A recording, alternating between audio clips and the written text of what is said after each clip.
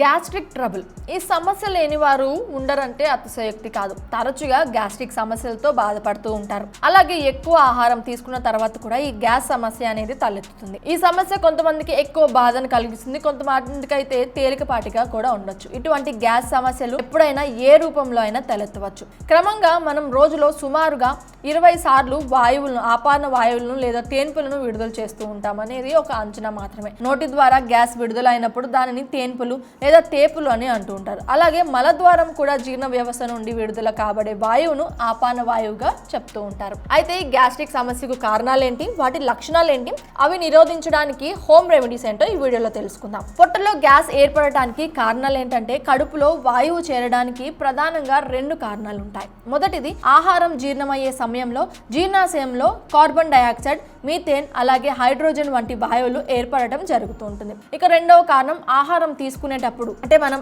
Liquids రూపంలో కానీ solids రూపంలో కానీ ఆహారం తీసుకునేటప్పుడు తరచుగా గాలిని మింగడం కూడా కారణంగా కూడా ఈ శరీరంలో ఆక్సిజన్ అలాగే నైట్రోజన్ పెరగడానికి దారితీసి ఆపాన వాయువు సమస్యకు దారితీస్తూ ఉంటుంది. తినేటప్పుడు లేదా తాగే సమయంలో ఎక్కువగా గాలిని మింగడం వలన అదనంగా అపాన వాయువును ఏర్పడటం జరుగుతుంటుంది. క్రమంగా తరచుగా గ్యాస్ పాస్ అవ్వడం కారణమవుతుంది. హాట్ క్యాండీలు, కార్బోనేటెడ్ కూల్ డ్రింక్స్ తాగడం, త్వరగా తినడం, పొగ తాగడం అంటే ధూమపానం, సిగరెట్స్ తాగడం వంటివి, అలాగే చీవింగ్ గమ్ అంటే బబుల్ గమ్ అధికంగా నమలడం వలన కూడా మన పొట్టలో గ్యాస్ ఏర్పడవచ్చు. ఇవన్నీ మనకు తెలియకుండానే మన కడుపులో వాయువులు పెరగడానికి కారణమవుతాయి. కొన్ని రకాల ఆహారాలు కూడా కడుపులో వాయువులను పెంచడంలో కీలక పాత్రను పోషిస్తాయి. ఈ ఆహారాలు వరుసగా బ్రసెల్స్, మొలకెత్తిన గింజలు, క్యాబేజీ, బీన్స్, అస్పరాగస్, బ్రోకలీ, శనగపప్పు, యాపిల్, పండ్ల రసాలు, కృత్రిమ స్వీటనర్లు, పాలు, బ్రెడ్, ఐస్ క్రీమ్, గోధుమలు, బంగాళదుంపలు, నూడిల్స్, బఠానీలు మొదలైనవి. ఈ ఆహారాలు జీర్ణం అవ్వడానికి ఎక్కువ సమయం పడుతుంది. అలాగే గ్యాస్ విడుదల చేసే సమయంలో అసహ్యకరమైన వాసనకు కూడా దారితీస్తుంది.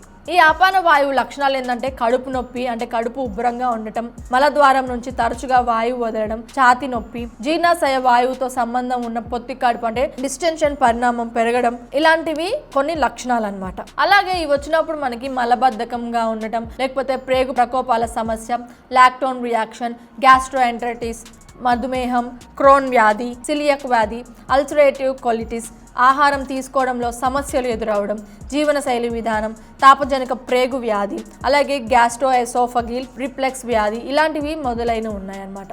అయితే వీటిని ఏ విధంగా మన ఇంట్లోనే ఉంటూ తగ్గించుకోవచ్చో ఇప్పుడు తీసుకుందాం. మొదటి రెమెడీ వచ్చేసి వామ్ అనమాట.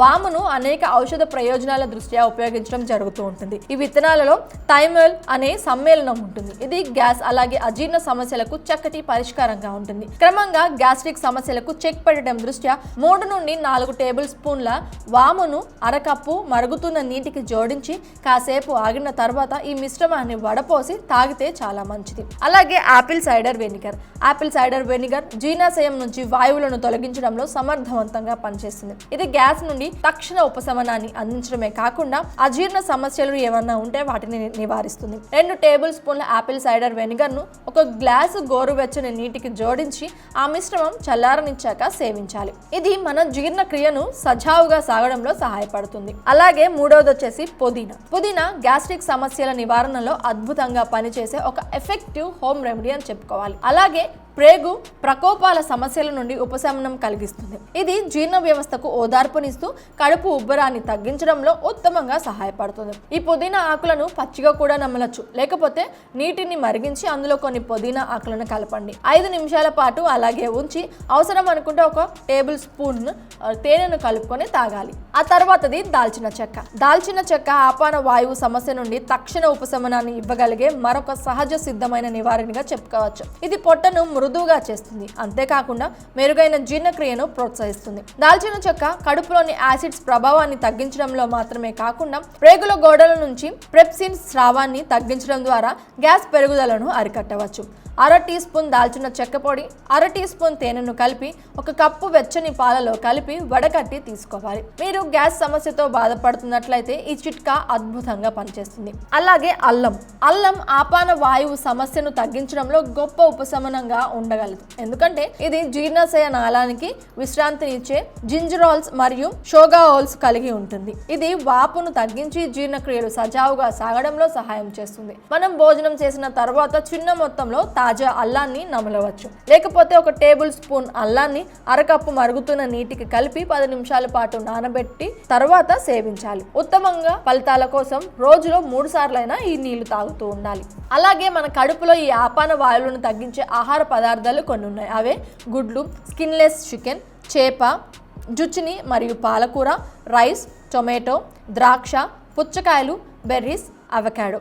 ఇవన్నీ కూడా మన పొట్టలో ఉండే గ్యాస్ను తగ్గించడానికి ఉపయోగించే ఆహార పదార్థాలు. వీటిని తినడం ద్వారా మనం గ్యాస్ని అనేది తగ్గించుకోవచ్చు. అలాగే ఒక మోతాదులోనే ఫైబర్ రిచ్ ఫుడ్స్ని తీసుకోవాలి. నెమ్మదిగా ఆహారాన్ని పూర్తిగా నమిలి మింగాలి. అలాగే కార్బోనేటెడ్ డ్రింక్స్ను, సోడా వంటి వాటికి కొంచెం దూరంగా ఉంటేనే మంచిది. చూయింగ్ గమ్స్ వంటివి తగ్గించుకోవాలి.